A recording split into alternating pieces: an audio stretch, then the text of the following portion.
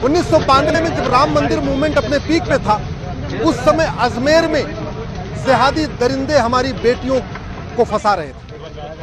अजमेर में 1992 में 100 से ज्यादा हिंदू बेटियों के साथ बलात्कार हुआ और दुख इस बात का भी है, अब जब फैसला आया है 32 साल के बाद, तो किसी भी वहशी दरिंदे की 100% संपत्ति जब्त नहीं हुई, किसी भी वहशी दरिंदे को फांसी नहीं हुई और किसी भी वहशी दरिंदे की सिटीजनशिप खत्म नहीं हुई, नागरिकता भी खत्म नहीं हुई।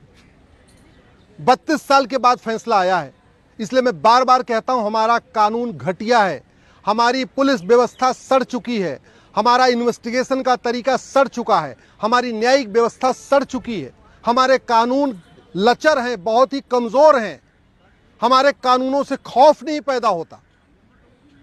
राम मंदिर का मूवमेंट पूरा पीक पे था और वो जिहादी दरिंदे स्कूल की बच्चियों को एक एक करके टारगेट कर रहे थे। 5, 10, 20, 15, 50 नहीं, 100 से ज्यादा बच्चियों को उन्होंने अपने टारगेट पे लिया और सबसे बलात्कार किया, उनको धमकाया, उनके वीडियोस बना लिए, उनको ब्लैकमेल करते रहे, वीडियो बना बना के बार बार उनका बलात्कार करते रहे। और 32 साल के बाद फैसला आया है, तो एक सड़ा हुआ फैसला आया है, सिंपल आजीवन कारावास। सिंपल आजीवन कारावास का मतलब कल को कोई और सरकार आई तो 14 साल के बाद उनको बरी भी कर देगी। और ये फैसला भी अभी डिस्ट्रिक्ट कोर्ट का है, 32 साल के बाद फैसला डिस्ट्रिक्ट कोर्ट का आया है।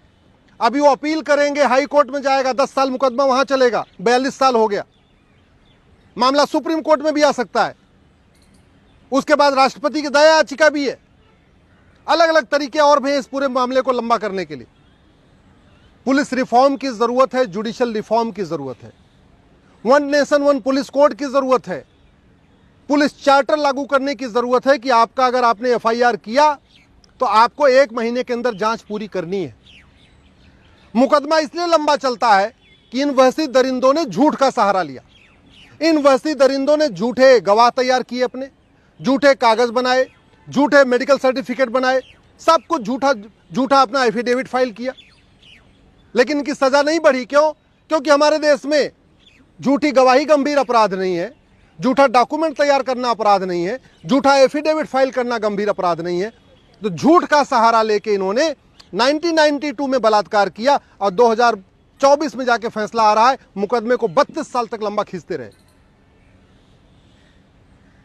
जुडिशियल रिफॉर्म नहीं, जुडिशियल चार्टर हमारे पास नहीं है, एक यूनिफॉर्म जुडिशियल कोड नहीं है जहां देश के सभी जजों के लिए बाकायदा गाइडलाइन हो कि आपको अगर हत्या का मुकदमा है तो 10 से 15 डेट में खत्म करना है, बलात्कार का मुकदमा है तो आपको 15 से 20 डेट में खत्म करना है, लंबी लंबी तारीख नहीं देनी है, कोई मैक्सिमम आपको 2-2 हफ्ते की तारीख देना है। साल भर में 52 हफ्ते होते हैं, अगर 2-2 हफ्ते पे तारीख दिया जाए तो अभी 26 तारीख पड़ेगी साल भर के अंदर। और कोई भी केस हो, हत्या का हो, मर्डर हो, ब्रूटल मर्डर हो, टुकड़े टुकड़े करके मारा हो, कोई भी केस 1 साल के अंदर डिसाइड हो सकती है, क्योंकि 1 साल में अगर हम 15-15 दिन पे तारीख दें तो 26 तारीख पड़ती है और कोई भी केस डिसाइड करने के लिए 26 तारीख पर्याप्त होती है। इन वैसे दरिंदों ने सारे झूठे गवाह इकट्ठा कर लिए। और वो झूठी गवाही क्यों उन्होंने दिया? क्योंकि झूठी गवाही देना अपराध नहीं है। इन वैसी दरिंदों ने झूठे एफिडेविट फाइल किए क्योंकि भारत में परजरी गंभीर अपराध नहीं है, भारत में चीटिंग गंभीर अपराध नहीं है, भारत में फ्रॉड गंभीर अपराध नहीं है, भारत में फोर्जरी करना गंभीर अपराध नहीं है, भारत में परजरी करना गंभीर अपराध नहीं है। न झूठ बोलना गंभीर अपराध है, न झूठी जांच करना गंभीर अपराध है, न झूठा हलफनामा देना गंभीर अपराध है, न झूठी गवाही देना गंभीर अपराध है। तो सारा झूठ का सहारा लिया और मुकदमे को उन्होंने 32 साल खींच दिया। अभी हाई कोर्ट बचा हुआ है, सुप्रीम कोर्ट और बचा हुआ है। इन वैसी दरिंदों ने झूठे कागज तैयार किए अपने बचाव के लिए। क्यों? क्योंकि भारत में झूठा डॉक्यूमेंट बनवाना अपराध है ही नहीं है। आप झूठा आधार बनवा लीजिए, झूठा राशन कार्ड बनवा लीजिए, झूठा ड्राइविंग लाइसेंस बनवा लीजिए, झूठा बर्थ सर्टिफिकेट बना लीजिए। आपकी उम्र 30 साल की है, आप अपनी उम्र 18-17 साल दिखा लीजिए झूठे कागज के जरिए, कोई गंभीर अपराध ही नहीं है। इन वैसी दरिंदों ने खूब झूठे कागज भी तैयार कर लिए, झूठे मेडिकल सर्टिफिकेट भी तैयार कर लिए, पैसा इनके पास स्थायी था। और सबसे बड़ी बात ये अजमेर के जो दरिंदे पकड़े गए हैं, ये एक किसी एक दरगाह से भी इनका कनेक्शन है। ये सब कोई ऐसे नहीं कि कोई फुटपाथ वाले थे। ये जितने वहशी दरिंदे पकड़े गए हैं ये कोई फुटपाथ के नहीं थे, कोई रोहिंग्या नहीं थे, कोई बांग्लादेशी नहीं थे। ये सब भारत के ही रहने वाले थे, ये सब अजमेर के रहने वाले थे, कई पीढ़ियों से अजमेर में रह रहे थे और एक एक करके चुन चुन के इन्होंने हिंदू बेटियों को चुना। जो 100 से ज़्यादा बच्चियों का बलात्कार किया उसमें 100% हिंदू लड़कियां थी। इसका मतलब कि जब 1990 में राम मंदिर मूवमेंट पीक पे था उसका बदला लेने के लिए इन्होंने लड़कियों को टारगेट किया। जब देख रहे थे कि राम मंदिर पूरे देश में जय श्री राम का नारा लग रहा है, छोटे बच्चे, छोटी बच्चियां, महिला, पुरुष, बुजुर्ग सब सड़कों पे आ रहे हैं, कहीं न कहीं उसी का बदला लेने के लिए इन्होंने बच्चियों के साथ बलात्कार किया था। और न्यायिक व्यवस्था इतनी सड़ी हुई कि 32 साल के बाद डिस्ट्रिक्ट कोर्ट का फैसला आ रहा है, उसमें भी कानून ऐसा घटिया कि किसी वहशी दरिंदों का आजीवन कारावास, फांसी नहीं हुई, किसी वहशी दरिंदे की 100% संपत्ति जब्त नहीं हुई, किसी वहशी दरिंदे की नागरिकता खत्म नहीं हुई। इसलिए मैं आप लोगों से निवेदन कर रहा हूं, मैं माननीय प्रधानमंत्री से निवेदन कर रहा हूं, भारत में कानून का खौफ नहीं है। कभी दुबई में ऐसे 100 बच्चियों का बलात्कार नहीं होता, कभी अमेरिका में हमने नहीं सुना कि किसी एक गैंग ने 100 से ज्यादा बच्चियों का बलात्कार किया, कभी सिंगापुर में हमने नहीं सुना कि 100 से ज्यादा बलात्कार बच्चियों का किया गया, कभी जापान में नहीं सुना कि किसी गैंग ने 100 से ज्यादा बच्चियों का बलात्कार किया। ये भारत में हो रहा है क्योंकि हमारी पुलिस व्यवस्था सड़ चुकी है, हमारी प्रशासनिक व्यवस्था सड़ चुकी है, हमारी न्यायिक व्यवस्था सड़ चुकी है और हमारे कानून महाघटिया है। हमारे देश में कानून का खौफ नहीं है, इसलिए सामूहिक बलात्कार भी होता है, बलात्कार के बाद हत्या भी होती है, ब्लैकमेल भी होता है, वीडियो भी बनाया जाता है, क्योंकि खौफ नहीं पैदा होता। अगर हमने यूनिफॉर्म पुलिस कोड बनाया होता, एक पुलिस चार्टर लागू किया होता तो एफआईआर करने के 1 महीने के अंदर जांच पूरी हो जाती। अगर हमने जुडिशियल चार्टर लागू किया होता कि जज साहब के लिए साल भर के अंदर फैसला देना अनिवार्य है, तो 92 में बलात्कार हुआ और 93 में इनको सजा हो जाती, 93 में इनको सजा हो जाती। अगर हमने कठोर कानून बनाया होता कि प्लान्ड वे में रिलीजन के आधार पर अगर बलात्कार करोगे तो केवल फांसी होगी, अगर रिलीजन के आधार पे, रिलीजन धर्म देख के अगर बलात्कार किया है, हेट क्राइम किया है, अगर ये देख के बलात्कार किया है कि हाँ ये हिंदू है इसलिए बलात्कार कर रहे हैं, ऐसे लोगों को फांसी होनी चाहिए।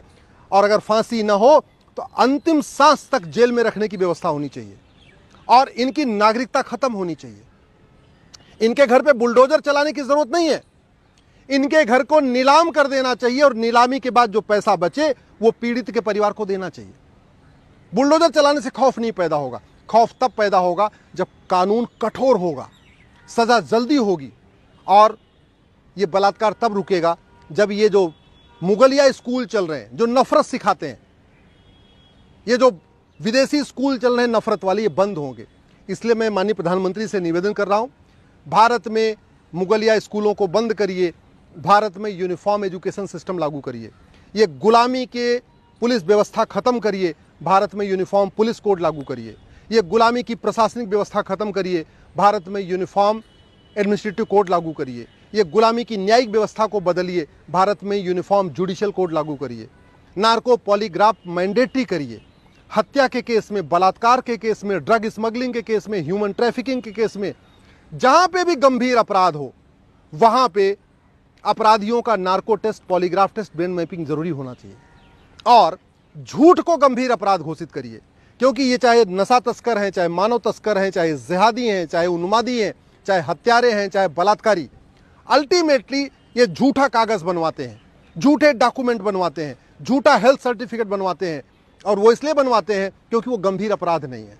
ये झूठे गवाह खड़े कर लेते हैं, झूठा एफिडेविट फाइल करते हैं, सब कुछ झूठ करते हैं। वकील को भी पता है ये जो कुछ कह रहा है झूठा है, जज साहब को भी पता है ये जो कुछ पिटीशन में लिखा है, जो कुछ एविडेंस दे रहा है झूठा है, फिर भी जज साहब भी कुछ नहीं करते, क्योंकि हमारे क्रिमिनल प्रोसीजर कोड में जज को ये भी पावर नहीं दिया कि वो इसको कॉग्निजेंस ले सके। और सबसे बड़ी बात ये, हमारे देश में सजा कंसेक्टिव नहीं हो रही है। अगर 5 धाराओं में आदमी दोषी है तो 5 धाराओं की सजा अलग अलग चलनी चाहिए, जैसे अमेरिका में होता है। अगर कोई आदमी 5 धाराओं में दोषी है और एक धारा में 5 साल की सजा है तो उसको 25 साल की सजा होती है। हमारे देश में 5 धारा में दोषी है और एक धारा में 5 साल की सजा है तो टोटल 5 साल की सजा होती है। ये बंद होना चाहिए। ये जो कॉन्करेंट हम सेंटेंस देते हैं, कॉन्करेंट सजा देते हैं, ये बंद हो।